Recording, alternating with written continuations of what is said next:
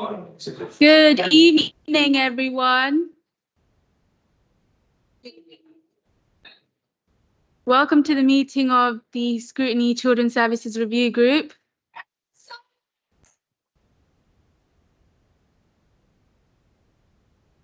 We received apologies from the chair, Councillor Lee Bridgen, so we need to elect a chair. Nominations, please.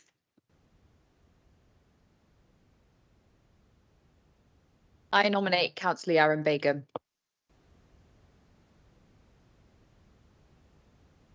Seconded. Thank you, Councillor Yaron Begum.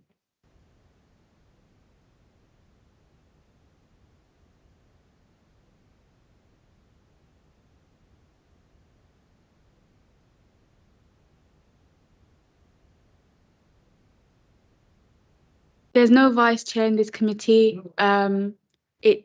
It doesn't have to be a minority party or opposition party. I have been advised by my superiors.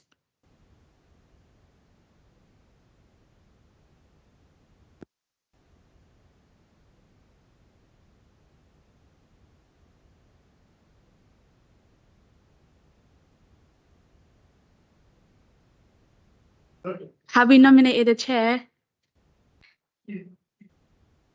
Can I get that seconded, please? Thank you. Then that's Councillor Gillian Fry.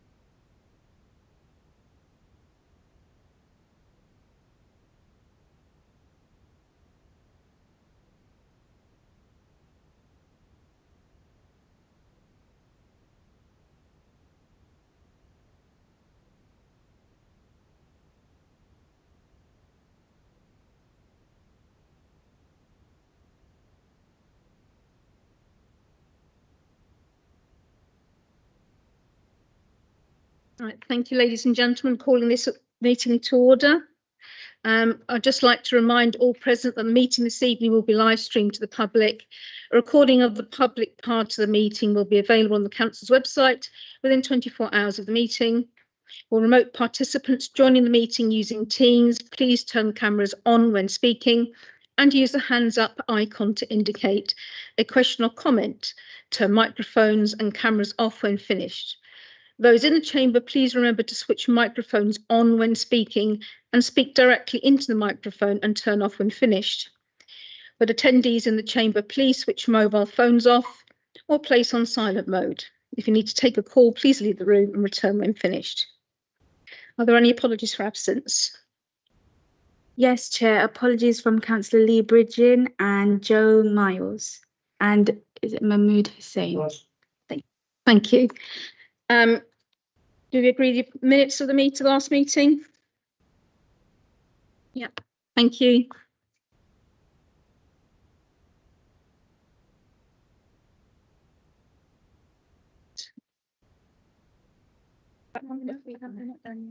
Thank you. Done the minutes. Are there any urgent business? Any other urgent business? None, Chair. That one. And any disclosures of interest? Community governor at Dallow Primary School. Declare an interest in governor of Queen Elizabeth School and governor of the virtual school.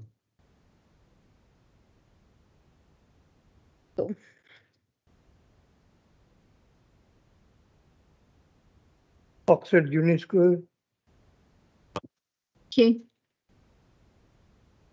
Any urgent business to discuss? None, Chair. Thank you. References. Yeah. Are there any references from committees and other bodies? None, Chair. Thank you. And There's no chair. no chair update for this evening.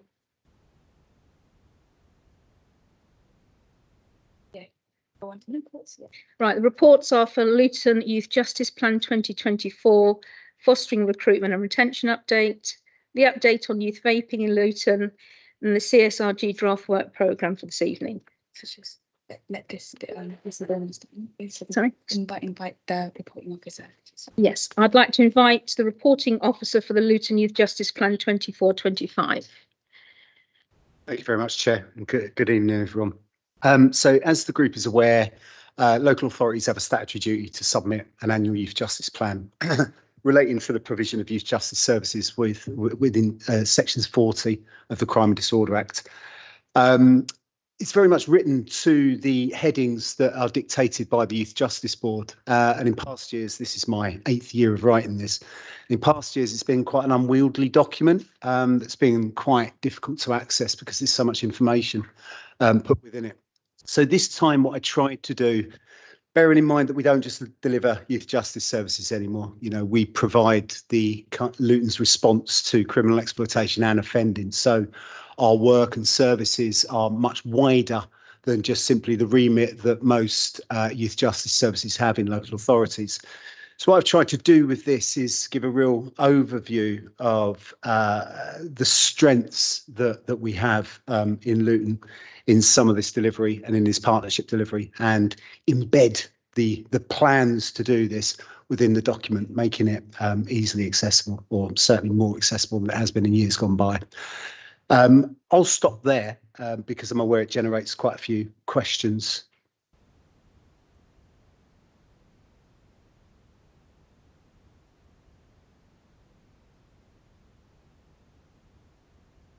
Are there any questions for the officer?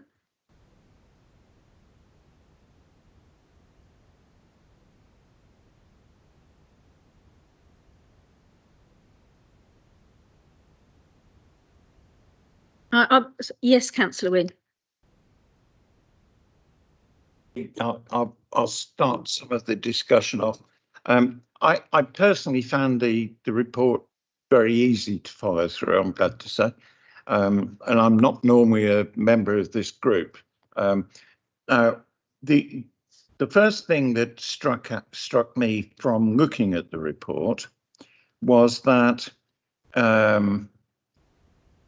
there was a concentration, it would appear in Luton, of South Asian people and Black and dual heritage people. According to the report, 60% of the custodial remand was South Asians, and Black and dual heritage was the most general at-risk group. Is this unique to Luton, or is this a similar pattern to other multi-racial towns in the UK? Really interesting conversation, and deserves a much longer answer than the time we've got tonight. You do see patterns in that sense. That's what you're talking about there, is the disproportionality monitor that we follow in terms of the Youth Justice Board. So if you look at young people offending in Luton, actually it's still the white groups that are overrepresented if you look at the diversity of Luton. But then when you look at, say, our remand population, could be centred around the events of September of last year. So 4 separate knife events, 12 young people remanded in custody. And of all of those 12 young people, they're either from Black or South Asian backgrounds. So in terms of our remands, there's a massive disproportionality for those particular groups within the remands. What you see in many areas, and we are in a family group with youth justice services that they consider are similar sizes and demographics to us, so places like Leicester, Derby, Sunderland, and you see the same patterns across there. There's a lot of work done in relation to disproportionality for those groups within the criminal justice system. You know, on the face of it, we see disproportionality in there. If just as a follow up on that, if I may, the fact that the data is so much skewed by that one bad event doesn't come through in the report for me. It would have been helpful for me personally, not knowing as much about it as some of my colleagues, would have been good if that had come clear, because that's clearly, from what you've just said, distorting the view that's coming through in the report. It is, and can absolutely take on board what you've said there in terms of understanding that. But when you look at the plan, the greatest challenge that we face in Luton is the numbers of young people and children that are coming through for the first time into really, really serious offences. So yes, you're right to say that that group has skewed those figures.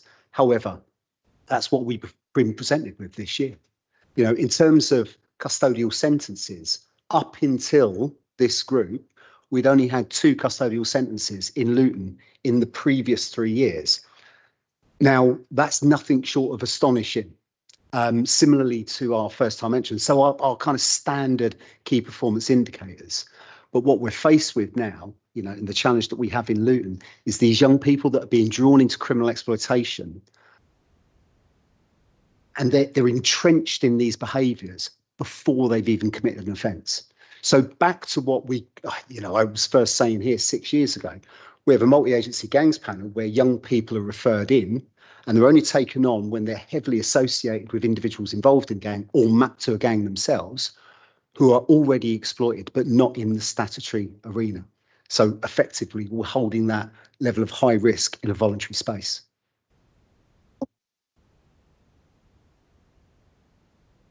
Yes, Councillor.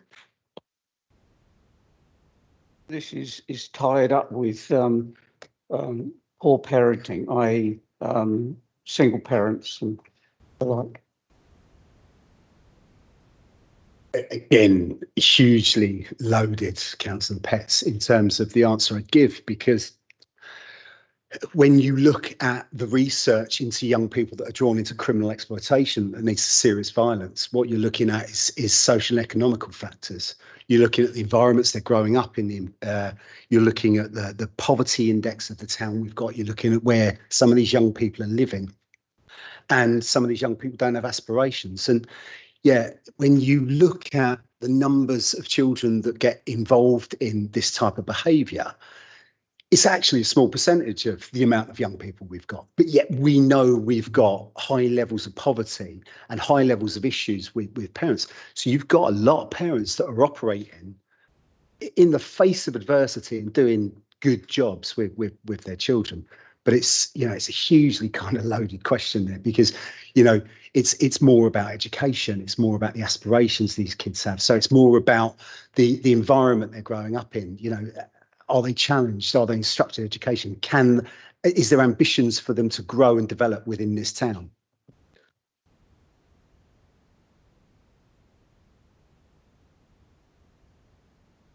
Sorry, Councillor, could you turn on your microphone, please?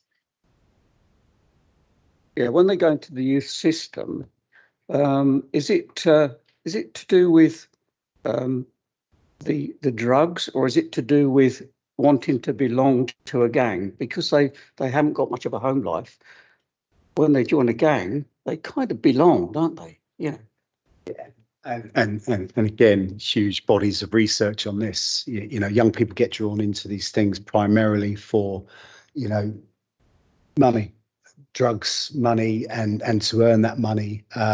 You know, they do find a sense of belonging within these gangs. You know, the definition of gangs in Luton has changed significantly over the last 10 years. You know, we're not talking about postcode wars or anything like that now. We've got groups of young people being drawn into organised crime from all over this town, which completely debunks the idea of a sort of postcode and belonging to that specific area, you know. So again, it's a multitude of issues that are bringing these young people into it. But, you know, the root causes of this is they don't feel that they've got anything else. You know, that's the issue there. Thank you. I'd like to ask a couple of questions. You say they've got nothing else to be drawn into. Sorry, I'll come to you next, Councillor Keynes. Thank you. What are we doing to try and address that then?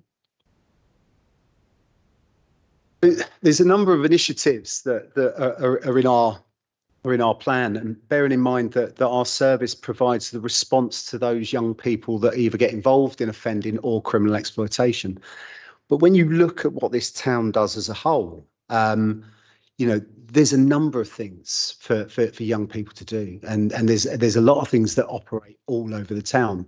What we are trying to do is trying to identify these children at the start of that exploitation journey, because by the time they get referred into MAGPAN, they're so entrenched that it's that much more difficult breaking them away from it. So it's the earlier and earlier. So the supported transitions pilot that's in its second year that is being reported in there. You know, we've just undertaken an evaluation of the first cohort, and you know, the signs are really, really positive. All of the 22 young people that were part of that first cohort made that transition to secondary school in the October of 2023, and they were still in school at the end of February. Now, research tells us that the young people with the factors that they've got in place would have experienced some form of exclusion within the first 6 months, and they haven't been in the criminal justice system, and there's been fewer referrals into social care. So they're three of the markers in relation to that. So what we're doing as a service is trying to meet the needs of these young people earlier in their journey of criminal exploitation. What Luton does is what Luton does in terms of youth provision. And one of the questions that I'm often asked is, well, what do you do as a youth service? Luton doesn't have a youth service. Luton has 5 targeted youth workers.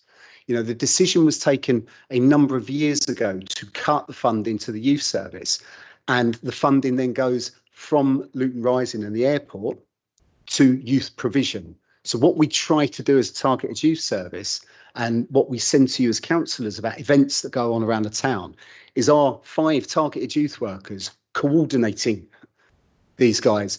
So, you know, what you see happening with Luton in terms of engagement with young people is a multitude of community partners, some funded externally through places like the Big Lottery or Children in Need, or mostly funded through our Community Investment Fund or our Luton Youth Fund, delivering interventions all over the town. Thank you. Councillor Keynes, I believe you have a question. Yes, thank you. Actually, you've opened up what I was going to say. How do you communicate with these youths? There's somewhere in this report, and I can't find it, you're on about schools, entering schools. What's your procedure for that? Say entering schools? Yeah, talking to the kids at schools. Or I mean, we're in schools. I mean, our supported transitions is in schools. Talking to young people isn't hard. You know, talking to young people is about listening to young people. And, you know, the youth consultation that we undertook as part of the aftermath of the 16-year-old losing their life in September was asking them really pertinent questions. You know, what are we doing? And when I say we, I mean Luton. I don't just mean us as an organisation. What are we doing right? What are we doing wrong? What can we do differently? You know, and when you listen to young people, they tell you the answers to that. I mean, you know, now we've got the Youth Council that we've really been developing, certainly over the last 3 years. That's been a great route into schools. As a service, we're in schools, you know, whether it's as part of the school councils or whether it's part of the debating societies. We've got our supported transitions in schools. Our workers, our officers go into schools to meet with young people and the teachers. So, you know, we're kind of out there in the community and we're out there in schools. do you wait for the school to contact you, or do you contact the school? In relation to how we take referrals? In contact with speaking to them.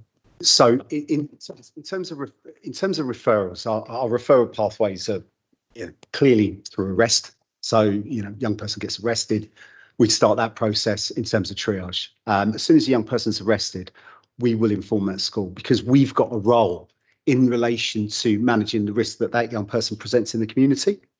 So we have to start engaging with the school at that point. We have, obviously, MAGPAN is where a school will make a referral to MAGPAN and then present that at that multi-agency panel. We also have, if you see the report, what is called the Turnaround Project, which was an amount of money that's come from the Home Office to run, which is essentially a diversion project, because we'd already set up quite an effective triage and diversion project in Luton several years ago. We used that funding to add some additionality, and that additionality is, right, young person gets referred into MAGPAN. Now, clearly, they're not taken on to MAGPAN unless, like I said earlier, they're mapped to a gang or they're significantly involved with others that aren't. So what happens if they're not taken on to MAGPAN, but you know that there's something there? Well, we've got turnaround now, so we can engage with the school and take that young person on there on a prevention intervention. So what we're trying to do, and this is part of my answer to Councillor Fry earlier, is we're trying to provide the services that get at the earliest point that those children start getting exploited, because it's, you know, clearly easier to put them on the right path then before they're entrenched.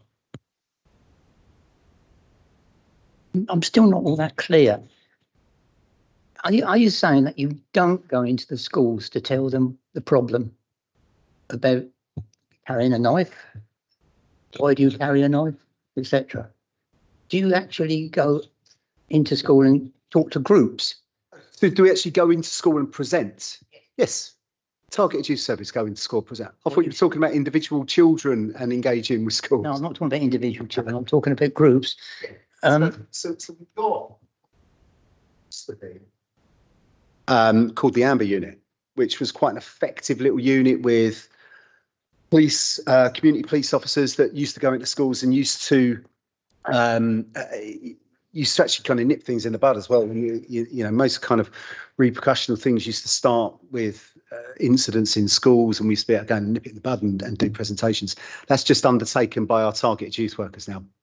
But that's something I'm working on, and I hope to be reporting on this time next year, is a kind of new and improved, redesigned Amber. I'm just slightly concerned.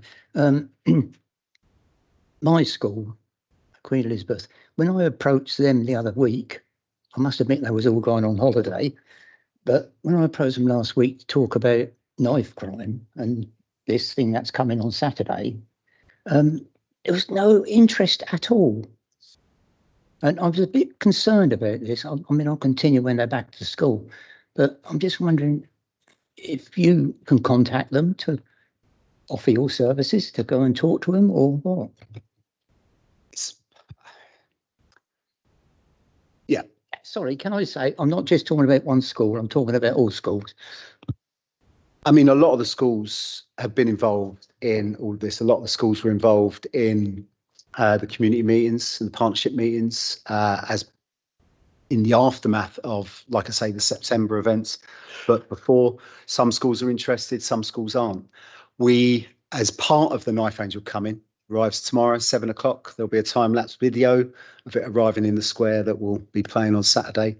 As part of that, we ran an extensive 3-month education program for young people to get involved in a creative program. Every single school was contacted, and only a handful of schools wanted to be involved. Sorry, can I continue? If I may just take Councillor Begum, and then I'll come Well, back that to was you. just to carry on from what If it's David just to just clarify said. the point, then yes, please, thank you. You're saying only a handful of schools. That concerns me a lot, and I'm a bit concerned about it, and I wonder whether we can do something about that. I'm just also wondering, do you contact primary schools as well? Because if you can get the kids earlier. We do, and in terms of the supported transition part of the plan, that's a pilot that operates out of primary schools. Thank you. Councillor Begum, and I believe a corporate director would also like to speak. And you, sir, thank you. Thank you. One of my questions you've actually already answered, so that's fine. That was regarding the MAGPAN. Can I just ask them one other question? Where you're talking about the contextualizing safeguarding response, what are we thinking it's going to look like? How is it going to differ to what we already have?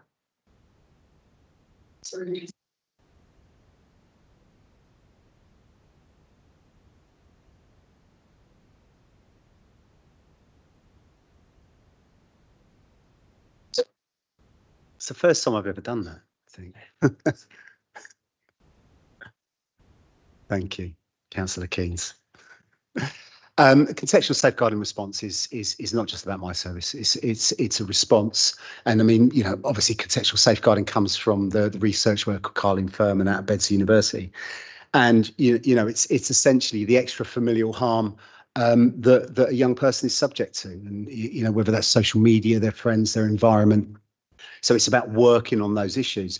So, you know, our contextual safeguarding approach, you would have heard the terms also the public health approach, working in the public health approach. Now, essentially what that means is it means kind of looking at something kind of forensically like it's a virus. So, you know, it's about knowing your populations as well. So, you know, when we look at a profile, let's, you know, an area of Luton, maybe Marsh Farm or Farley Hill, we look at the profile, we're not saying, oh, well, knife crime's gone up and knife crime's going down. We are looking at, you know, we know now that, you know, if you're 14 years old and you've had X amount of exclusions from school and you know, you have certain factors around you, you're more likely to be drawn into these behaviours. So, but it's what works well with them as well. So if you think, many of the things that have been reported within this plan, they're very diverse, whether they're sports-based interventions or whether they're classroom-based interventions, or they're interventions that are based on knowing what our population is and what is drawing our young people into criminal exploitation. But contextual safeguarding starts with, you know, whether it's our colleagues in social care, you know, hopefully you're all aware of the family first approach and this idea that we are considering what these extra familial issues are that are impacting the safeguarding of our children.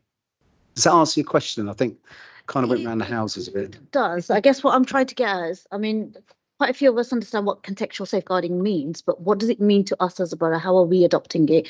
Are we doing anything different too? Because contextual safeguarding has been around for a little while now.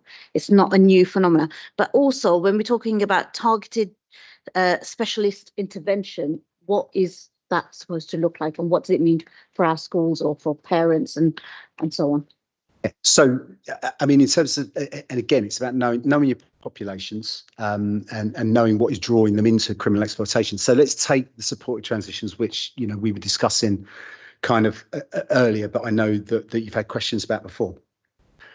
So the thematic report that was undertaken by the LSCP in relation to the serious violence from 2021, one of the things that was raised as part of that, and one of the things that was in terms of research with contextual safeguarding, is, you know, those individuals with real life experience from the community being involved in the delivery of intervention.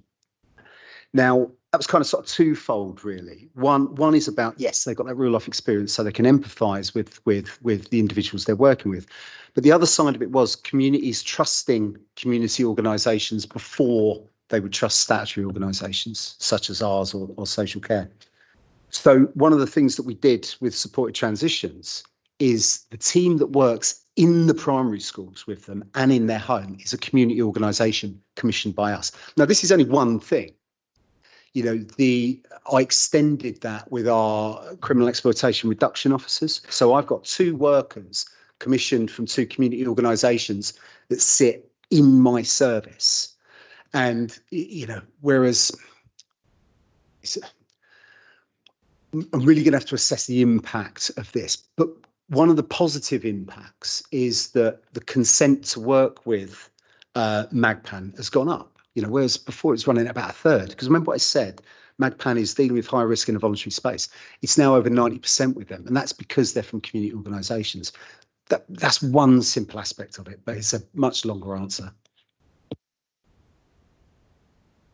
Thank you. Is it a quick point, Councillor?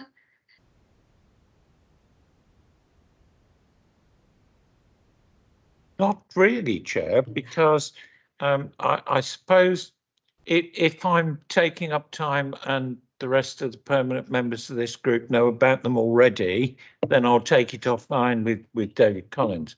But in the report, we saw reference to 3 new criminal exploitation reduction officers, a predictive assessment screening tool, and the Tocco Town Centre Youth Space, none of which I personally know much about. Maybe everybody else on the committee does, in which case I'll take them offline with Mr. Collins. No, I think it's actually quite an important point, Councillor. Thank you. So I'll provide some responses. Okay, let's start with, so the criminal exploitation reduction officers, like I say, came from that thematic report, and the idea that using community organisations are trusted more by the communities. So I have a worker from One Stop and I have a worker from Directional that we commission that sit within my service. So they sit alongside the probation officers, the youth justice officers and all the specialists, and then they engage with young people open to MAGPAN. So that's that. The early screening tool is one of the ideas really, which I think is going to be groundbreaking, but I've hit a bit of an obstacle at the moment that, you know, I hope to get over next week. Supported transitions, when we chose the cohorts for those, you're looking at the children most likely to struggle in making that transition to secondary school, and with factors present that make them more likely to be drawn into criminal exploitation. And that's a piece of analysis work that you can do on those kids that are open to MAGPAN, because you can then look at all those factors. So there was a formula that was put by the school to identify groups, and then we had something called our likelihood of custody scrutiny that we overlaid on it. So that's about, you know, age at first committing antisocial behaviour, entry into the criminal justice system, numbers of referrals to social care, all the things you would expect, you know, to see, that allowed us to choose a cohort. Now that's us. Okay, that doesn't have the sort of credibility that a university would have, particularly Bedford University, where contextual safeguarding was developed.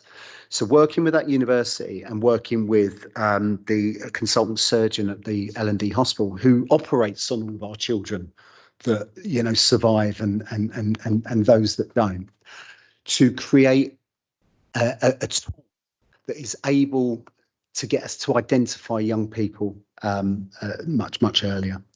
It's a huge piece of work. It's also going to look at, hopefully, because we've done the feasibility study, I've done the proposal, it's gone through the ethics committee. The issue now is who's going to lead that research, and that's the hurdle I need to get over. But if we could develop that tool, what it would allow us to do, and again, going back to my answer to the chair earlier, is get in even earlier, you know, based on those predictive factors. And the last thing, Tocco, we were, as you all should know, because I think I wrote to everyone at the time, were successful in a £1.3 million bid for Tocco. £1 million for renovation, £300,000 for the creation of something called youth participation officers. Now, based on our tree project that started during COVID, where, you know, we know you could open a youth club in the centre of town, but you can't pull young people into it. But what we learned through COVID, through Tree, is we were engaging with young people in the places they were being exploited. That's a model that's continued. That's a model where our targets youth workers are galvanising all of those community organisations that receive funding through Luton Rising that I was discussing earlier. So that's a good model. So part of the renovation of Tocco, for example, is going to create a gym. Right, it's going to create a gym. How do we get kids in it? Well, we get kids in it because what we do is we set up a relationship with Barnfield College and their sports and science, get their sports and science students to deliver there, get an accredited programme running and fast track the young people that we can get in there to courses in Barnfield. Now, those young people, we will be meeting in parks with these youth participation officers who go out as part of Tree, who go out as part of these community kind of meetups. They won't come in on the first time, but they need to know you're there. And it might be that, you chip and chip and chip away, and then we can bring them into TOCO. Equally, TOCO renovation will have like a health room where my health specialists that are part of my service will sit like on a daily basis for young people. So that's the TOCO. It's very brief, Councillor Wynne, but Thank you. I believe Parent Governor Claudia wanted to make a comment, and then if we're all happy, we'll move to recommendations. Thank you. Thank you, Chair, and apologies for being late. I got stuck outside the building and couldn't get in, so sorry for making the ruckus. Great work in this report, fantastic. So first question really is the overall strategy that you're looking to formulate. I've heard elements of what you're looking to do here. How far are we off getting that overall strategy in place, and what's the length of time, I think, is the first thing I wanted to ask. And then the second, if I may, Chair, is what were the barriers to the schools from taking up your offer? Because you mentioned that the school take-up was low, and I think the immediate concern I have is that we're aware of a number of gangs operating across Luton. Those children are going to primary and secondary schools in and around the area. So, is it a targeted approach then that you really want to get some certain schools to really work with you? I'd just love to know that, to then be able to feed that back to chairs and vice chairs of governing bodies to basically say, if you've been offered this, why hasn't it been taken up, for example? Thank you. In relation to the first question, so as I said earlier, but apologies that you might have missed it, but we're not just the Youth Justice Service. As a Youth Justice Service, we have statutory responsibilities in relation to reducing offending in the first place, reducing risk of reoffending, custody, reducing custody, and risk to the public. So we have some very specific kind of statutory plans around there that are embedded. We, of course, have developed beyond that because we don't wait for kids to offend to come in. And that was a direction we took in 2016. And I think given the way that services are developing, the successful services are developing, I think it was the right decision. Our custody is lower than Bedford. Our first-time entrants are lower than Bedford. So in terms of that strategy is pretty well formulated and worn. The issue we've got is our greatest challenge of these kids that seemingly come out of nowhere. Now, in 2016, when we had a spate of stabbings, we only knew 2 of 30 kids that were involved in that short period of time, which was ridiculous, especially for myself, who's worked in Luton in criminal justice, but in youth justice since 1998. You'd know someone if they were involved in a serious offence. And we didn't. And that's where development of MAGPAN came in, because I thought we can't have that. So conversely, in September, 12 young people that were charged with attempt murder and murder, we knew all of them. All of them were open to MAGPAN. So brilliant, tick. But 11 of those 12 had never committed an offence. So if convicted, and 2 of them are already convicted, that's their first offence. So that strategy of getting earlier and earlier, and it's, I'm not a brilliant strategic mind. We started MAGPAN thinking that would be early intervention, but not realising actually all of the referrals that came in 2016-17, they were already entrenched. So we started moving back and back and back and back, and we're currently at supported transition. And the hope is that, if we can find some way of extending this beyond that 3-year pilot, we will then slow the traffic of our young people with no previous offences into MAGPAN. But it's tied up with a lot of things. It's tied up with 2040 as well, and just kind of improving the whole infrastructure for young people. So a really simple answer is it's a developing strategy. Perhaps I should have started with that, actually. It's a very developing strategy. In terms of schools, I think it's a question really for our Service Director for Education. I think schools have had their own challenges. I think is one of the things that would come out of that. Some schools have got a history of engaging more than others.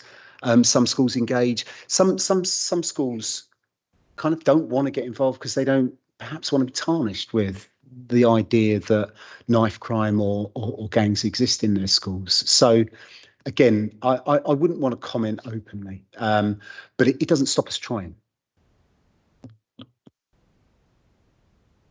Thank you. If there are any more questions? Councillor Keynes, thank you.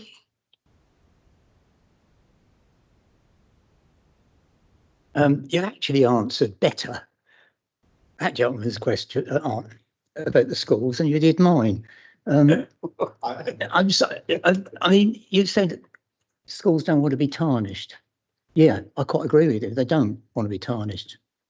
But it's up to us to make sure that we can get in there, or you can get in there and talk to these kids. Prevention is far better than the cure.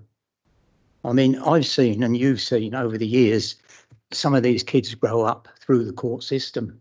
They come in as ordinary kids and end up as the biggest villains you've ever come across in Luton.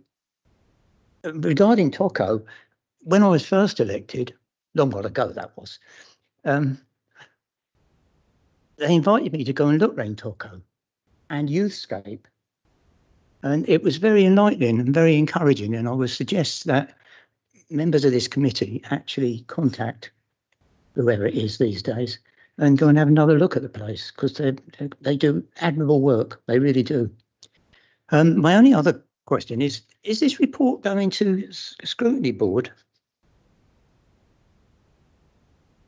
No, the executive, yeah. Do you mean OSB, Councillor? Yeah. Yes, it is. So this report so far, I mean, this report was submitted to the Youth Justice Board in line with their requirements. This has been through our senior management team meetings, SMT, it's been DMT, it's been CLMT, it's now here. It goes to executive in September, and then it goes to full council. The chair of the Scrutiny Board is behind me, and I just wanted to give him another chance. Well, this is the Children's Services Review Group. Yeah. Which is the Scrutiny. All right, okay, thank you. Thank you. Councillor Wynne, could you just clarify whether that's going to OSB or when that is? Doesn't count as scrutiny. No, doesn't count as a scrutiny. I'm fine. Just take Councillor Pett's question, then we'll close and move to the recommendations. Thank you. Thank you. Yeah, can I ask you what your relationship is with the voluntary sector, such as the Scouts and the Guides and such like? Do you have any relationship with them? I mean, we do when it comes to things that we put on throughout the town. So if you look in August, like Youth Fest, we always invite them to be involved in these things. So that's the extent of our relationship. Thank you. Okay, thank you. Right, can we move to recommendations if members are happy with those? Thank you very much. Thank you, Officer, for your time and your very detailed report. Thank you very much. We now move on to item 8, which is on page 45 of your packs, and I invite the reporting officer for the fostering recruitment and retention update to take. Thank you. Thank you, Chair.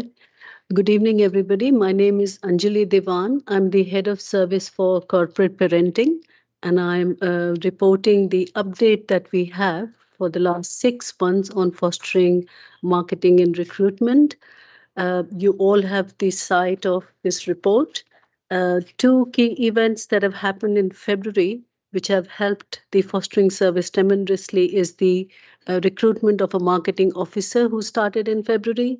And we had the Essex Children's Services visit us for a diagnostic visit, which gave us very clear guidelines and recommendations, which have been incorporated in this activity plan and the action plan. As you will see from the report, there are certain targets that the team is setting up for this year, looking at recruiting a higher number of foster carers, which is looking at 12 new foster carers, a 20% increase. Last year it was 10. We're looking at 10% conversion rate from contact to inquiry. We're looking at 100% of contacts to receive a response within 24 hours, a 30% increase in inquiries, and an improvement in the inquiry to approval conversion rate, as well as in the initial home visit to application, and reducing the number of days taken from inquiry to application and application to approval. As it may have been reported, what we would like to do our in-house foster carers comprise only of 31% at this point of time. Compared to our statistical neighbors, it is 35%. We are setting ourselves a target to improve this. 40% for year 1, 50% for year 2, 65% for year 3, 80% for year 4, and 100% for year 5. There is a lot of work to be done before we can achieve that target, but that's what we are hoping to work on. There is some level of information given about last 6 months, where we've seen an increase in the number of contacts we received, inquiries completed, which have led to more fostering assessments. The report indicates that there is one fostering household which has been presented at the panel in June. At the moment, we have 5 ongoing fostering assessments as a result of these inquiries. The recruitment hub, which is called the Foster East, is all these local authorities which are listed here who have come together, which is helping us tremendously. It's not just sharing practice, but it's a pooled resource. So at the moment, we have a recruitment officer who takes calls, but the Foster East, the recruitment hub, runs 7 days a week from 8 a.m. to 8 p.m. So if the recruitment officer is not available, or on weekends, or from 8 o'clock in the morning or up to 8 p.m., the calls will go to the hub. So no calls get missed and they are being picked up. So it's a joined up piece of work, but very early days. This was set up only on 28th of May, 2024. In the last 6 months, there is a whole list of activities that have been done thanks to the new recruitment officer that we have, marketing officer, Holly. Number of virtual information sessions are being held, as well as ad hoc sessions. During Foster Care Fortnight as well, there were several events that were held, as well as Radio 1's Big Weekend and Luton Carnival. Our presence was very obvious. And this work continues. There are a lot of events that are being planned in the next few weeks and months.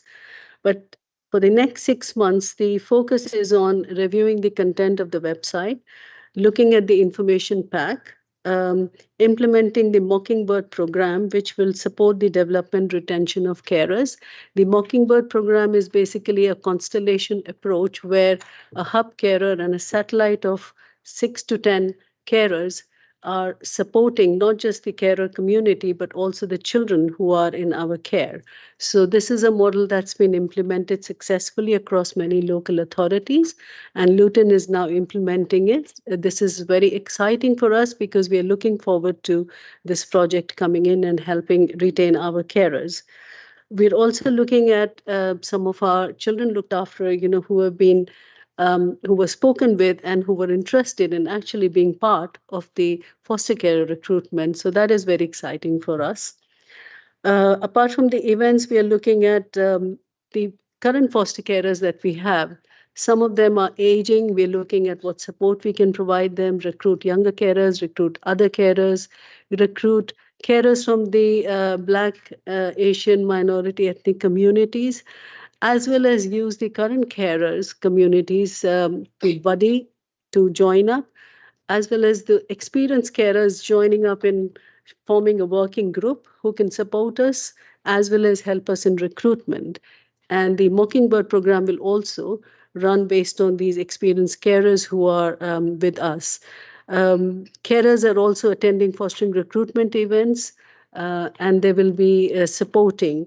Apart from this, we have regional ambassadors, which is part of the Foster East program, who are also who are experienced carers who will be supporting our newly approved carers in taking on the foster care responsibility. So this is in a nutshell what's happening. There is a whole list of activities that have happened in the last 6 months, and we have plans to take this forward.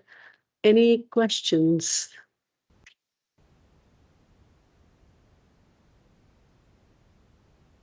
Any questions? Councillor Wynne, thank you. I go again. It's really not so much a question, Chair. It's a comment I'd like to make, if that's acceptable. In the report, there's reference to the fact that you hold Teams meetings with potential people and so on. Now, I have to make an admission that I'm part of the fully signed up Flat Earth Society. And I actually think that you would get a better response from potential foster carers by having a more sociable in-person event than a Teams event. Teams events do not lend themselves to open sharing of opinions between people, at least in my old-fashioned world, they don't. Thank you for your comment. We are looking into this definitely. These were ongoing information events and virtual events which are continuing, and we have also got plans to do face-to-face. So as you will see in the report, we are holding some face-to-face sessions, and this will grow because our work is in the community. So this will definitely grow. Thank you.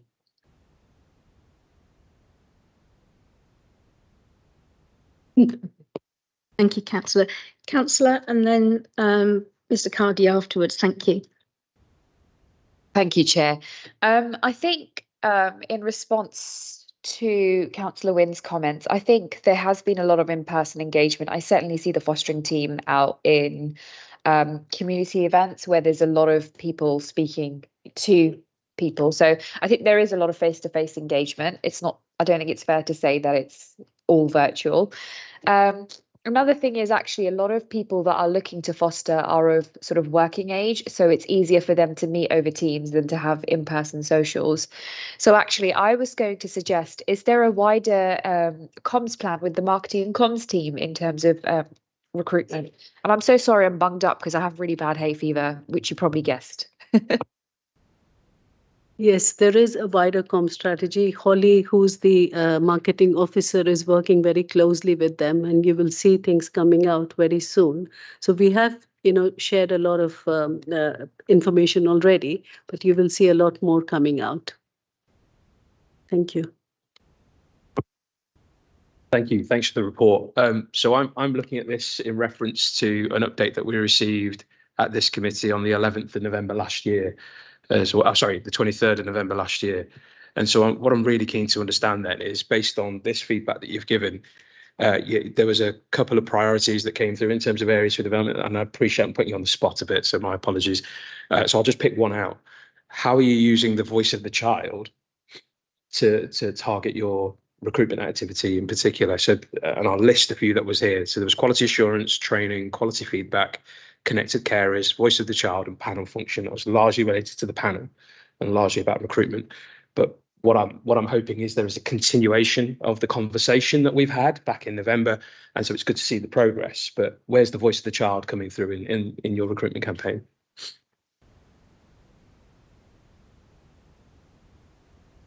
Yeah, thank you.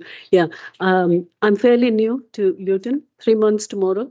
But yes, I take your points on board. November 23, we have those actions, and I know Dheeraj can contribute. But the voice of children has been, children have been spoken with recently as well, and as part of our regular work, where they have now expressed their wish to be part of recruiting foster carers, interviewing them.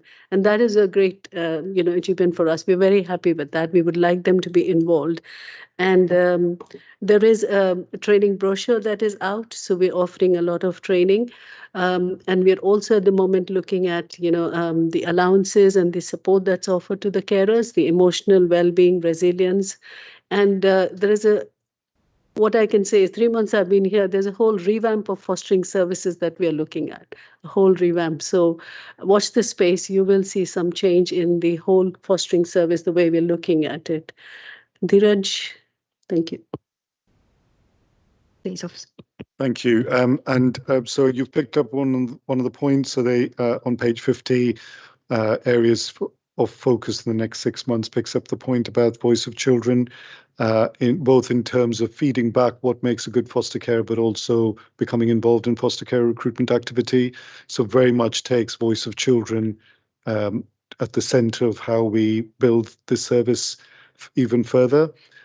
Also to share with the Scrutiny group that our corporate parenting board, which is chaired by the portfolio holder for children, includes feedback directly from young people. So young people sit on the corporate parenting board and share their experiences, as they did last month when they attended, alongside foster carers, who absolutely then advocate on behalf of children and young people that they look after. And therefore, even if we don't get voice of children directly, we would get them directly from their carers who've been looking after them as well. Thank you. Are there any other questions? Yes, Councillor Petts.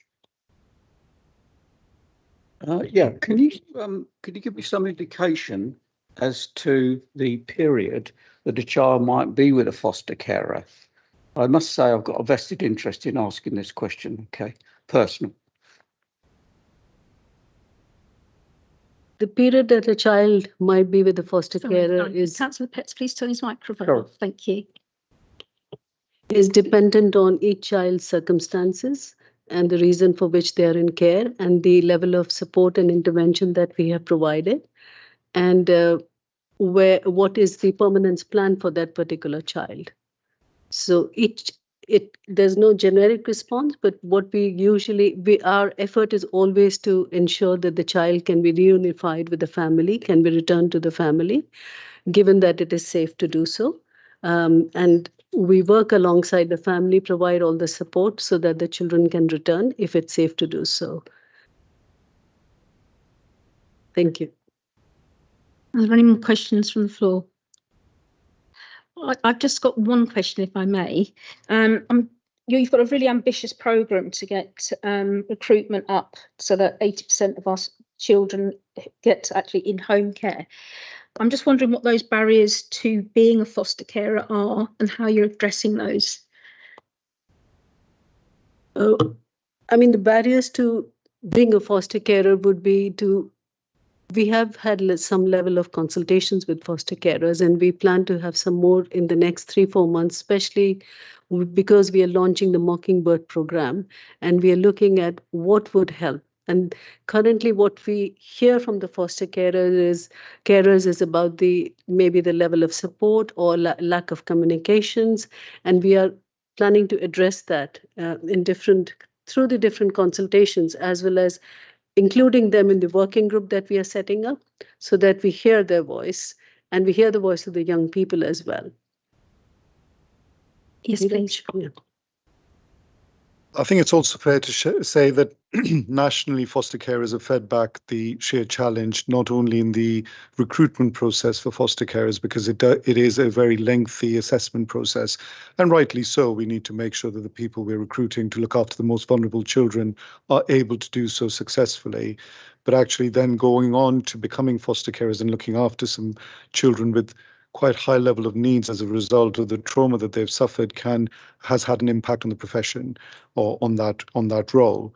And the government's recognised this, and as part of the Families First for Children Pathfinder programme, they have introduced a more robust form of kinship support, so where we can identify family members to take on fostering pseudo-fostering roles for children within the extended family.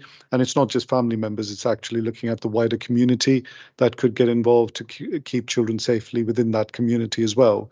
And Luton was successful and be identified as the Pathfinder, one of the Pathfinder authorities, and we will be trialling family networks and the family network reforms to increase that pool.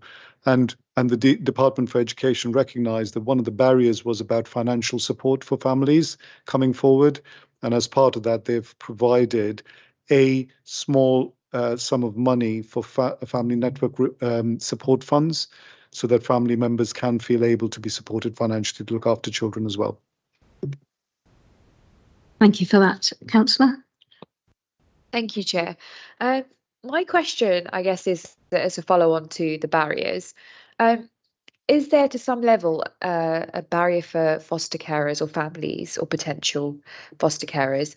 The fact that actually a lot of people aren't really trained to deal with children with high needs, especially like behavioural or, other sort of needs? This is an area we are addressing in terms of the training that we provide to foster carers and ongoing support, because yes, there are, some high level needs and complex placements.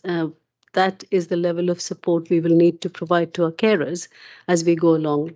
At the moment, we have a lot of carers who are happy to look after babies.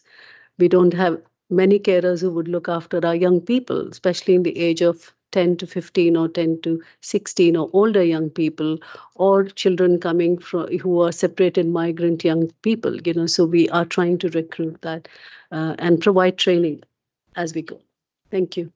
Sorry, another question is a separate question, but it's around how many foster children can families take on? Is that dependent on how many bedrooms they have in their house, or I suppose it would be? So this is all part of the assessment where it is looked at who is in the household and what are the skills and experience the foster carers are bringing in, and of course the availability of bedrooms. So this is all part of the assessment that takes place. That answers. And how open are current foster carers to taking on more than one foster child? When the assessment is presented at the fostering panel, the recommendation is made for the number of children that the foster carer may be able to care for. And those are the terms and conditions agreed at that point. But should there be a variation, then it goes back to the panel for the agency decision maker to agree. Thank you. Thank you. Just to clarify that point about number of foster children in care, is that to allow for brothers and sisters, siblings to be able to be in one care place?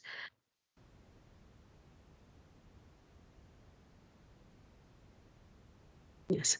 So that is, again, as part of the assessment, the carers may say, we are happy to take a sibling group of this age group. So we go by what carers are able to offer, and as part of the assessment. So that is put on the conditions, terms when we approve at the panel.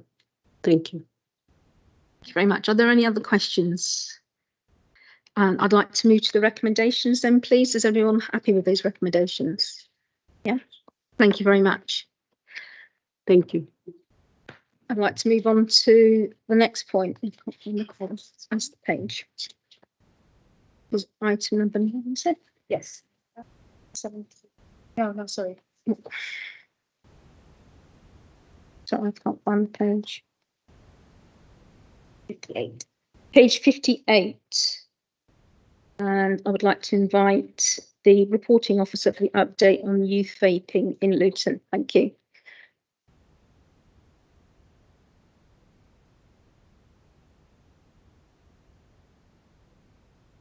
Thanks, Chair, and good afternoon, everyone.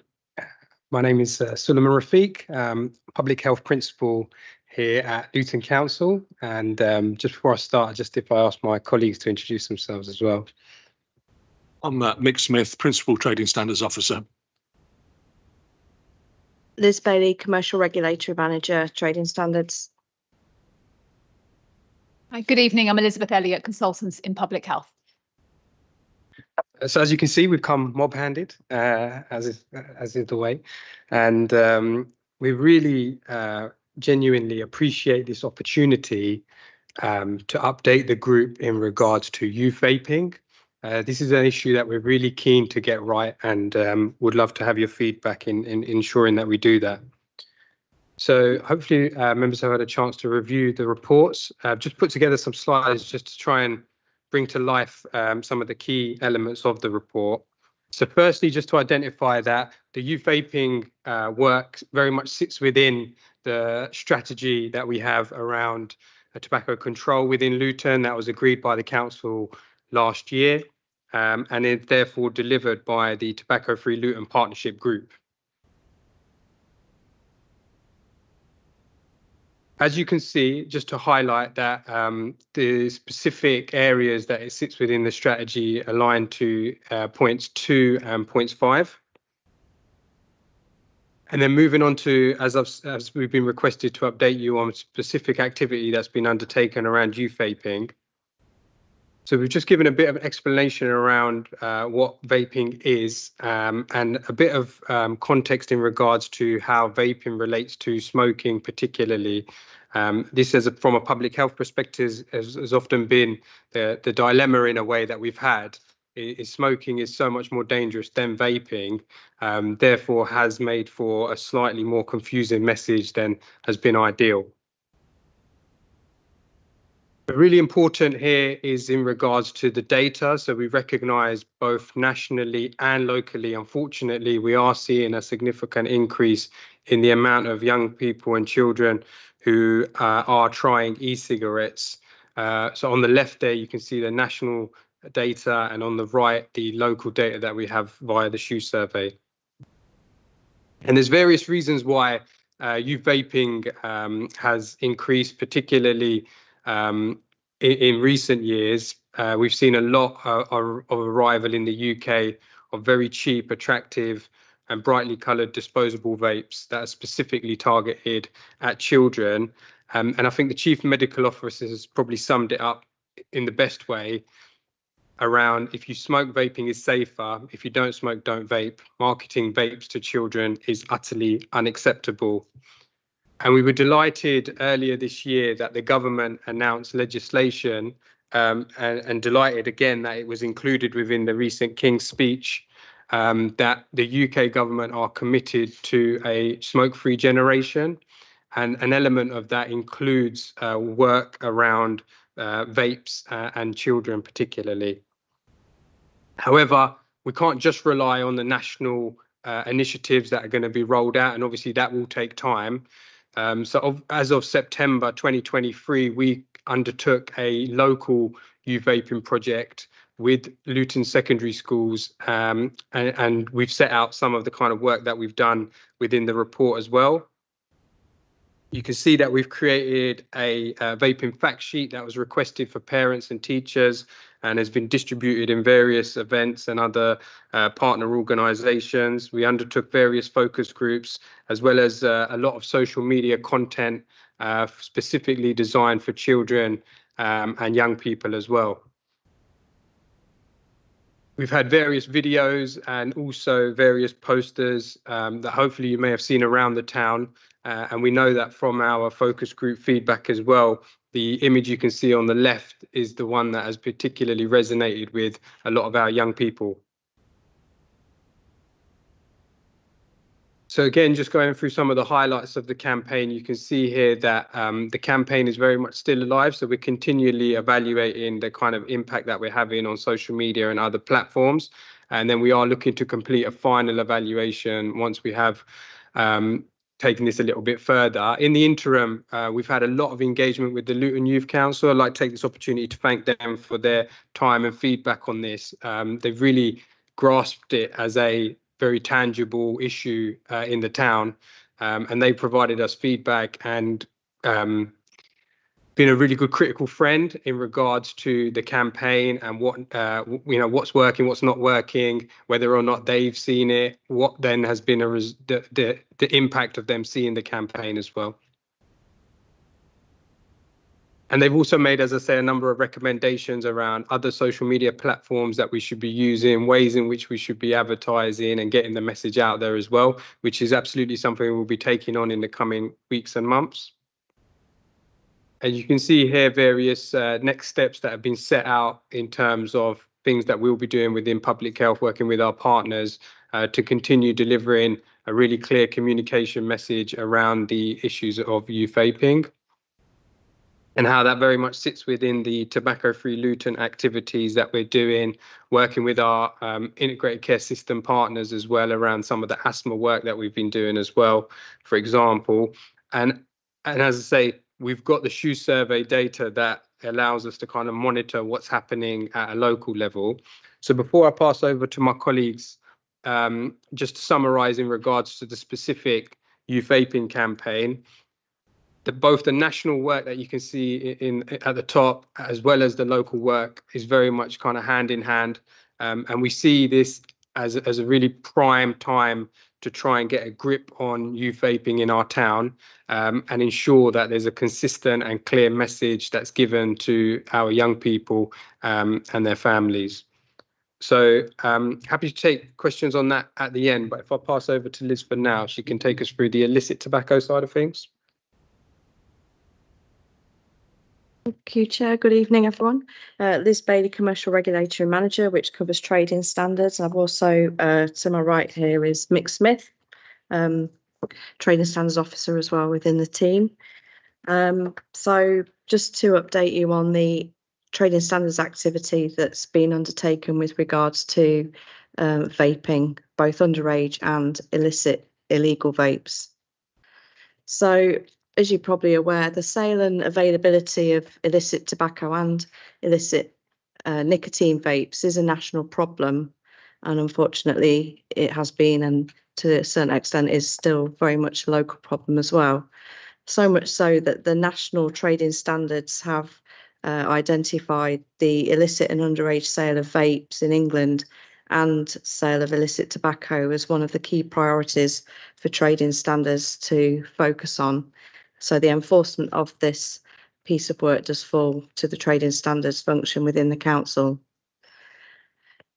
Just to give some background information, obviously we have legal vapes which can be sold in England, and then we have the illegal vapes. When it comes to legal vapes, there's a requirement that they have no more than 2 millilitres of fluid and 2% nicotine content, which roughly equates to 600 puffs. What we're finding is that there's a lot of illegal vapes for sale, which have more than 600 puffs, 2 millilitres of fluid and 2% nicotine content. In Luton, we've found illegal vapes to have more than 10,000 puffs, which is equivalent to 500 cigarettes. And some vapes that have been sent off for testing have actually come back and found to have excess levels of lead and cadmium in them. Because we've got a really good intelligence picture of Luton and the shops in the area and what's happening out there, we have evidence and witness children as young as 10 and 11 being sold illegal vapes. We've been in shops where they're in the school uniform and getting out their card to tap and pay. And as Solomon said, a lot of these are brightly coloured, enticing names, etc. And it's very much a cash business as well, although there are, as we've seen, some children that do carry cards now as well. So since 2021, over 13,500 illegal vapes have been seized by trading standards in Luton through unannounced visits and also test purchases.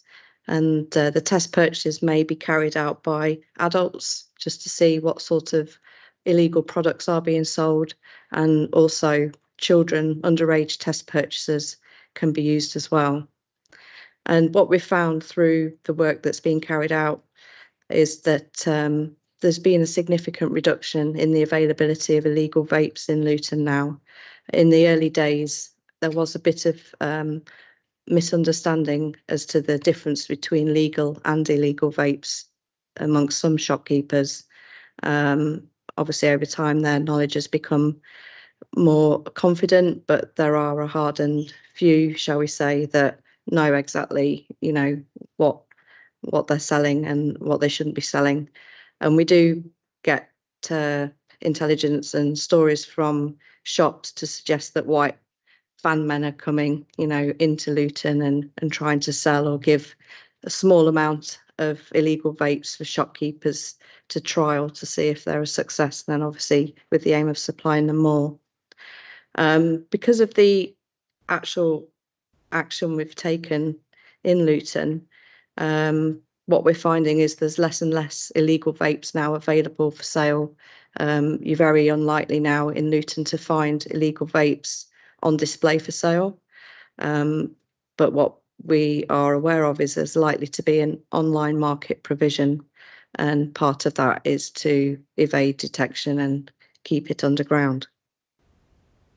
So as Solomon said, you know, it's great that this new government is proposing to carry on with the smoke-free generation proposals to make sure that illegal supply does not serve as a dangerous alternative, and hopefully we'll get lots of funding soon to enable our work to continue, and obviously working with our partners such as HMRC and Border Force as well to stop the illicit trade from persisting. And as we see, what the government's proposing as well is to perhaps go down the same route as they have on cigarettes, where there'll be no longer brightly coloured packaging, etc. It'll be plain packaging, perhaps having to store vapes behind counters rather than on shop shelves. So again, you know, reducing the exposure that children have to some of these products. Many of the proposals will require legislative change, so we'll wait for that to come into force and start implementing that. So really, as from a trading standards point of view, what our vision is as part of the overall tobacco strategy is to disrupt illegal activity and basically to make Luton an unattractive place for organised criminals and individuals to base themselves to sell illicit tobacco and vapes. And what we've found is, as time's gone on, whereas it used to just be illicit tobacco, there is a connection now with illicit tobacco and vape sale, and it is organised crime and it very deeply entrenched, and not just a local entrenched, it has national roots and international roots as well.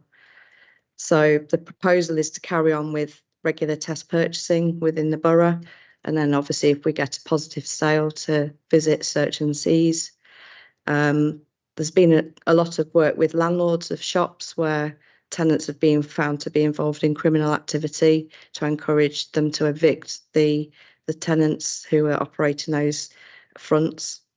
And also to take formal legal action against persons involved in selling of illicit tobacco. And we've had a lot of successful cases, and there's more successful cases currently in progress and with the legal team. And where necessary, working with the police, immigration, fire licensing, planning and any other relevant partners as well, depending on what we find when we go into premises. It may be as well that there's quite significant amounts of unpaid business rates. So again, that's another tool at our disposal, and again, that's a drain on our local resources. So we don't really want that type of behaviour locally. And updates the national intelligence database with all of our data, so that's out for sharing amongst national trading standards and police colleagues. So there could be links between people or operate, sort of vehicles, all sorts of things could be relevant for other authorities to help crack down on the networks. And part of this in the future is to also, and we've started already, focusing in on shisha bars as well, because there's likely to be links there as well with the illicit tobacco and vape elements. So, Mick, I don't know whether you want to just expand on, the sorts of work, you've been doing and what you've been finding, and just to bring it to life a bit more.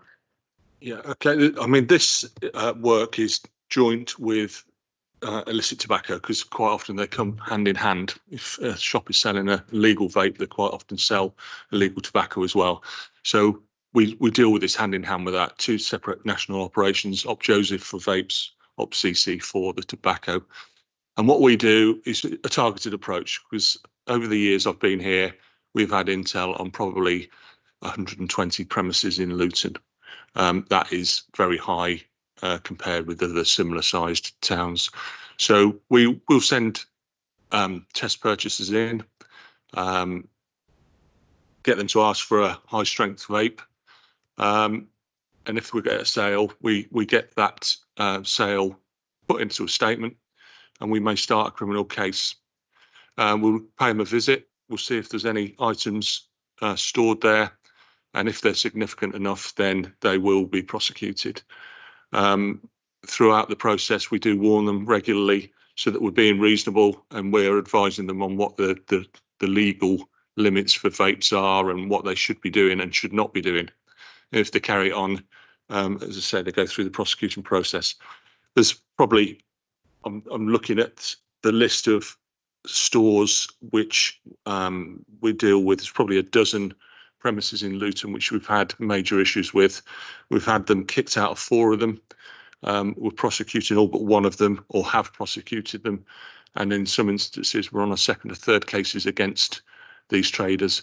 And it's likely that closure orders are going to be issued on these premises if the landlords don't terminate the leases. Yeah, the figure is actually it was 13,000 something. It's now 13,622 after a couple of seizures today. But we're on it every week or other week. We are visiting premises and dealing with these issues. So we do take it seriously. It is a high priority for health-wise and because it's criminal activity as well. I'm happy to answer any questions. Councillor Remy, sorry, Begum, sorry, I do beg your pardon. That's all right. You're getting used to Councillor Wynne asking all the questions first. I'm glad to see that you've got the shisha bars on there. Were you presenting both these reports together, the youth vaping in Luton update and the other one together? Yeah. So yeah, they were asked to come together. So you know, when you are talking about the enforcement side, it's great to see that you're doing a lot more random checks, because I think that's probably what's going to catch these shopkeepers out. I know a couple of traders who have been shut down by trading standards, then opened up somewhere else, and then been shut down again. So I'm glad to see that you're doing these random checks. So that's really good. But in terms of the like the online platforms, how are you going to be monitoring them? Because I know on TikTok there's a lot that's trending, and kids are really quick. And what are we looking at in terms of like getting older siblings to not order for the younger ones, for example? Because I mean, I know my son's got friends who will buy their own, but as a birthday present will buy their sibling perhaps. I know one incident where that's happened, and I totally don't agree with that sort of thing. But then there's no kind of monitoring. How would you monitor it if the parents, for example, aren't monitoring? So that's the first question. Second one is to do with the shisha bars. So I'm glad to see that the shisha bars are there, but how would you be kind of enforcing or monitoring these shisha bars and making sure that they're not sort of selling that kind of tobacco that they shouldn't be, or that they're using the correct product basically without having a major impact on their business? Because I know as a town we're trying to increase our night life and business and so on, and the night economy. How can we do it in a way where we're not going to have a negative impact but have a constructive impact? So with regards to the online, obviously we are aware that there's a big market out there online, unfortunately. What we would encourage anyone to do locally, if we've got intelligence that, you know, there's online provision and it's potentially a Luton person who's providing that online provision, to report it in to trading standards, or there is an anonymous reporting line as well, which I'll ask to be put in the minutes, because then from that intelligence we can then act on that. Obviously, to buy on behalf of someone else, that shouldn't be happening at all. And obviously, if there's not robust enough age verification on the online provision, then that's an offence as well. So there's all sorts of things we can do. I know there's potentially routes into taking those sites down as well by liaising with various people within the police, etc. So the more information we get coming in, we will then use that to do whatever we need to do.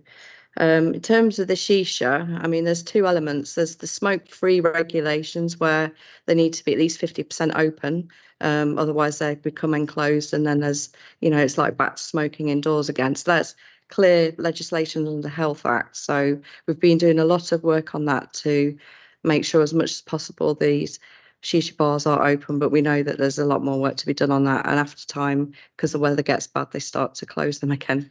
But the shisha itself, then, you know, we're aware that there's nationally issues around that, you know, how much of it actually is legal. And that's something we want to get into more, isn't it, mate? I don't know whether you've got any more to sort of say on the shisha element.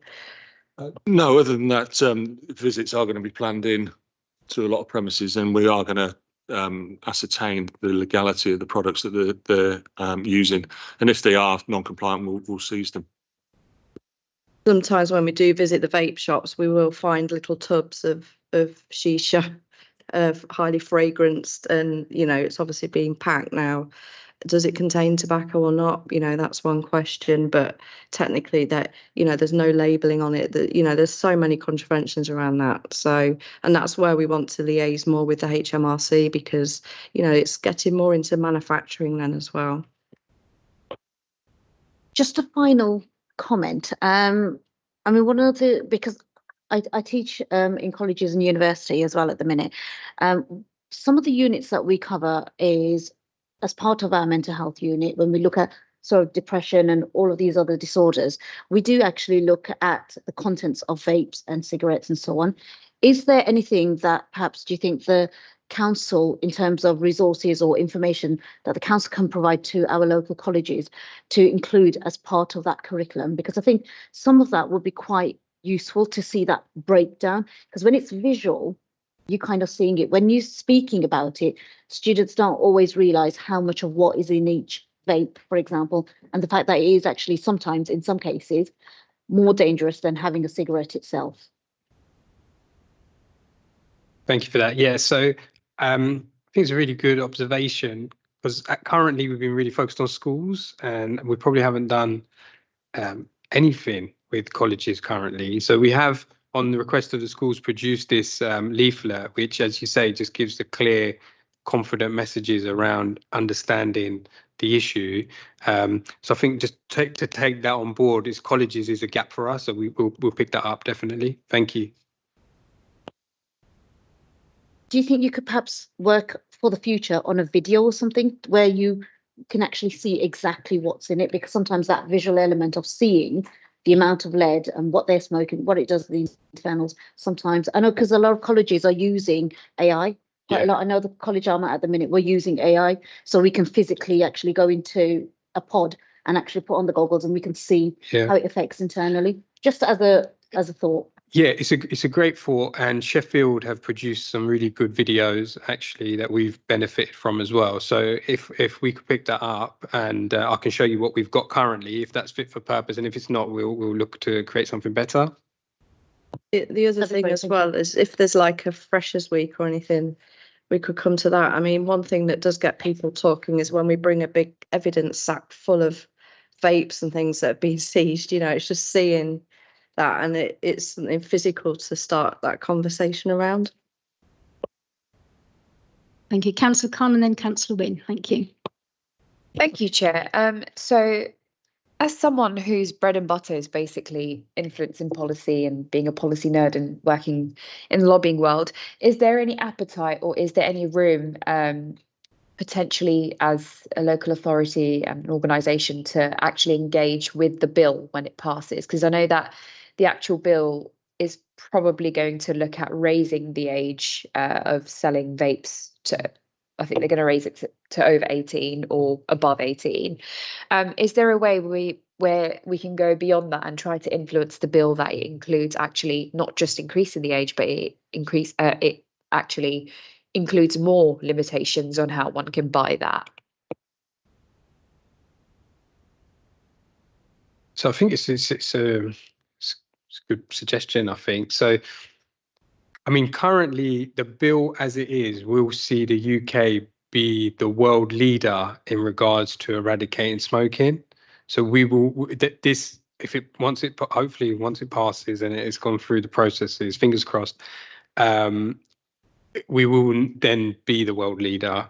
Before now it was New Zealand. And actually, yeah, so it's just a really good question. I don't know exactly what the answer is, but I think it's probably, there's a lot in the bill. I think the lowering of the age caught the attention, that all the headlines. There's a lot more in there. For example, every local authority, including ourselves, is going to have a doubling of funding for smoking cessation services for the next 5 years, as an example. And I must say, and credit to our Director of Public Health for facilitating this as well. Both of our MPs were really behind it as well. So, you know, in terms of getting it to where it is, they've been fully engaged on it as well. It's a good question. I think if I can have a look, and maybe if you have any specific thoughts as well on exactly what more we would want out of it, then now is the time to feed that in, and we do have an ability to be able to get, you know, our voices heard. I think for me, I think it'd be more about kind of like following the bill through all of its stages. So the first, second, third. I know we're just a local authority, but actually, if we are kind of engaging fully with the actual, so I think one of the ways that you can influence is by pushing for amendments. And if our local MPs are supportive of it, we can ask them to table in amendments for us. Yeah, it's something I hadn't thought about, is the honest answer. I think it's what more would we want? I think, and I guess it was almost like it was all our Christmases come at once when we saw this. We couldn't believe it, you know, that the extent that how far they'd gone. So maybe we saw it, and you know, we got too kind of bleary-eyed with it all, and actually it needs to be looked at in a more critical way. Like, you know, what could we do more? So it's definitely, and I think I'll take it back to, we talk about it at a regional level as well. So I'll take it back to the regional group that we have. I'm conscious someone on the screen has their hand up. It might be the boss. Sorry, I have a. Can I just intervene just 1 second on exactly the same point, not on my own original question. What you're saying, I think, is completely valid. We do have a very active contact between Luton Borough Council and the local government association, particularly through our chief executive. I would have thought that some work together with the LGA might be useful. Just following up on your idea. Yeah, so it will take sort of like what's the word, like a coalition type of work. The other thing that I was going to ask was if you have a preview or wording of the bill, I'd be happy if that could be sent over, and I'd be happy to have a look and see what else where we can focus that. May I just mention something on your point, and that is we do have an in regarding the legislation. I'm on the Chartered Trading Standards Institute National Vape Panel, and we've fed in certain things on the legislation that's been proposed, this bill and the other ones as well, banning vapes, etc. So there is an in. So if you have specific points you'd like to raise, then I'm quite happy to talk to you about them and see the feasibility of trying to feed it into the legislation. The other thing that we're supporting is the call for licensing of shisha bars. So we've actually put Luton Council's name to that paper, and that was an LGA one as well. I'm not sure where that's up to, but it would be good to keep pushing that forward. Yeah, thank you. I think more local authorities do need to have like sort of a public affairs team, which is what we don't have, where we are able to influence national legislation. I think there should be more of that, but unfortunately we don't have that here at Luton Council, and it's something that I will be pushing for as a public affairs professional. So if there is capacity to do it as a coalition, I would welcome that, and I'm happy to take a look at some of the wording and send over some suggestions to you guys. Thank you. Councillor Wynne, did you have a question? My only question here is that the report covers lots of things, but it seems not to have covered issues to do with the ingredients within some of the vapes. There doesn't seem to be any references to substances like lead, cadmium, and more specifically and very recently, the prevalence of spice and THC within vapes. And that seems to be absent from the report, and I was surprised that they were missing. Just with regards to spice and THC, obviously we are aware that that could be happening in certain parts of the country. We don't have any credible hard evidence that that's happening at a local level, but obviously it's something to keep an eye and an ear out for. And again, it comes back to that intelligence. So, you know, if schools, teachers, parents, anyone is getting wind of that type of thing, then, you know, let us know in trading standards, or let us know anonymously through the Keep It Out report online system, and then we can look at that. But obviously if it's THC in terms of cannabis, that's a drug, and so we'd be working in partnership with the police on that. Spice also, yes. But obviously, you know, you know, it may be that some intelligence could go to the police, and then because we work with them, hopefully they engage with us. So, you know, it's that two-way partnership. But first and foremost, if, you know, if there's any information out there that suggests we've got local shops or providers into that, then please let us know. Governor Cardier. Thank you. Great work. Really, really is. And so thank you for the detailed report. Clearly a lot of efforts have gone into it. My key question is then, let's say that it becomes legislation and you're 14-year-olds at the moment, 2024. By the time we get to our 2040 targets, they're going to be 30. I don't think the work's going to stop for you guys, actually, though, is it really? Because it's a lot easier to see a child in a school uniform going and buying these things. How are you going to stop a 30-year-old, for example, to go in and buy that in 2040, for example, and the intervening period? So I'd love to know what your strategy is going to be about managing that transition, because, yeah, I was just thinking it's going to get even harder, actually, isn't it, for the work that you're about to do rather than get easier? I'd love to hear your thoughts on that. Yeah, I think it's going to get very messy. Yeah, I agree. By 2040, I'll be retired, so it won't be my problem. But I think there's going to be national guidelines on how this is dealt with. I think there has to be, because otherwise different authorities, 300 authorities all doing different things and enforcing in different ways, will get extremely messy. So I think with the legislation coming in, I think there will be guidance in the next few years, and we'll deal with it in accordance with that guidance. I think that's the best way I can answer that question. Yeah, and I think that's where coming into the lobbying point, maybe as the bill's getting passed through, maybe there's the points that we go, it's all great that we've got, and it is great that we've got the bill, don't get me wrong, but it's more about how the heck are we going to manage this going forward. I think that's the key part of the key point. So I think it will be addressed at a national level, and as I say, I'm in the national group. The questions will be raised in that. Okay, we've got it through. How do we deal with it, sort of thing, and we'll go from there. Sorry, can I just clarify? Sadly, I won't be retired by 2040. Can I just clarify your question? So was it in regards to vaping and the time it's going to take? So I just want to understand that. Yeah, okay. So the way of which I've interpreted it, I might have interpreted it incorrectly, is that children who are currently 14 at the moment, if the bill was to pass, they wouldn't be able to buy cigarettes and hopefully vapes as well. Yeah. By the time, so it's 2024 right now, at the end of our kind of strategic cycle in 2040, those children who are 14 at the moment are going to be older. They're going to be 30 at that point. And if they're not allowed to buy it, how are you going to stop grown adults buying something that is illegal if you've already got a challenge of children getting stuff that's illegal at the moment? So I think it's more about what we're doing to put in place those efforts on a national scale as well as a local scale. Yeah. Does that clarify? It does, thank you. And I think this is why, there's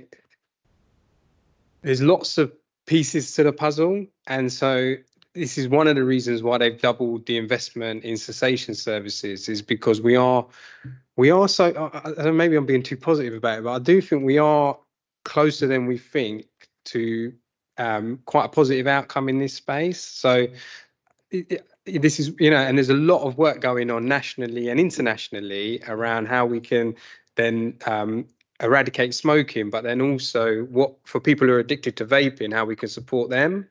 So I think it's very much us in Luton about being at the front of the queue in terms of all the innovation that's going to be happening in this space. But the government are really going at it. So I think we need to hold on to that and deliver locally. Thank you. I'm aware that the Director of Public Health has had their hand up for a little while, and I invite them to speak. Thank you. My point was going back a few questions actually around the bill and the advocacy role, and it was just really to make the point that Ursula was saying. I think we were really excited by this, and perhaps kind of that was it. And we didn't criticise it too much. I think actually this is the biggest, most important public health national bill and law that has been passed for a long time, and I think generally the public health community is absolutely excited and positive about it. And I think there was a sense as it was coming through Parliament that we shouldn't be diluting any messages on it by saying anything along the lines of vaping is nuanced or you haven't gone far enough, because actually what we really want to do is all get behind it and move it forwards, because it is really, really positive and exciting. So I think that's been the ambition to this point. And I think as it now goes through, maybe there is points around some of the detail that we can unpick. But I think actually broadly there is general recognition that this is the biggest and most important intervention nationally around public health for a very long time. So I think generally people are really, really positive and excited about the implications it will have for public health, and not really, there's nothing really to criticise in it at the moment. So I just wanted to make that point. And then the other bit I just wanted to mention was that across east of England, where we've got the additional funding coming through for the tobacco bill, currently we're having some conversations around pooling together a small element of that to have an east of England wide sort of advocacy role. It's not got confirmed yet, but other regions have done that and had some really strong input into the tobacco agenda because of that. And Sullivan's been leading that conversation for us on behalf of us for the east of England. So I think that will really help as well as we move forward. Thank you. Is that everything? Does anyone else have any other comments to make regarding this? Councillor Petts. Thank you, Chair. Yeah, my question, as a member of the licensing board in the council, how many of these premises are holding liquor licenses? Not many. Because they certainly shouldn't be. No, that's right. And one of the ones that went to committee a few weeks back actually failed to get their licence because part of that was because of illegal vapes, not just a handful that we seized a few months ago, but also because of their history in which they I seized several hundred from them a couple of years ago. So it's taken into consideration. And also, if we go into a premises and they sell illicit tobacco or vapes, then we can put them under a licence review, and there will be a couple of those coming, but they're for tobacco. Most of these shops don't have alcohol licences. So have customs and excise been involved as well in some of these? We do joint working with them. Yes, occasionally we'll do an operation and we'll visit loads of stores together, and yes, we'll do seizures together. We've got links, and you know, when they've got this capacity to do so, they'll call me up and we'll organise a joint operation. It's pretty obvious that if they're selling something like vapes illegally, then they're probably selling alcohol illegally as well. It does get checked out, and we have seized illicit alcohol, bootlegged liquor, or whatever you want to call it. We have seized from a number of premises over the last few years, whether it's high strength beers, counterfeit vodka, or smuggled wine. So yes, we are on the case with that as well, and that thanks to HMRC, because they've got the expert knowledge on pricing and what things should be. That helps with a lot of it as well. I think it's fair to say, though, the shops that are solely focused on vapes and illicit tobacco, they don't have an alcohol licence because they want to be below the radar. Yeah, so... If I can just expand on that, what a lot of these premises do is they will get someone from a different part of the country to come up and get a lease in that premises, and they'll never be seen again. So it's difficult to pinpoint who actually owns the shop, who runs the shop, and who will take responsibility for it. And we see that increasingly in recent years. if you've got an alcohol license, you've got to go through a process, which I believe includes a P&C check and everything else.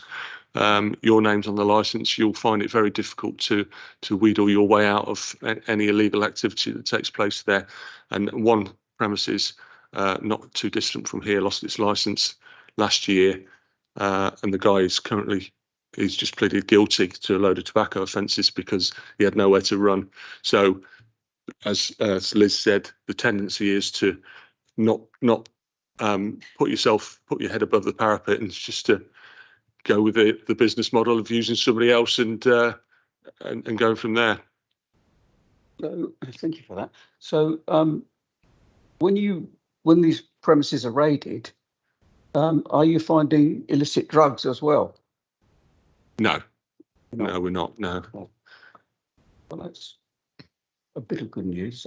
Yeah. Backhander, that was. Thank you. Are there any more comments that wish to be made or any more questions? Thank you. I'd just like to say this. I thought this report was very good, but I did have issue with what you also said, Councillor Wynne, regarding other substances in the vapes as well, and I would have liked to see something of that in the report. I'd like to move now to the recommendations. Thank you. You're happy with those? Thank you. Right, thank you very much. Thank you very much to the officers and very much for your report. Thank you. Very well done. Thank you. And I would like to move now on to item number 10, which is on page 103, which is the forward planning draft work programme.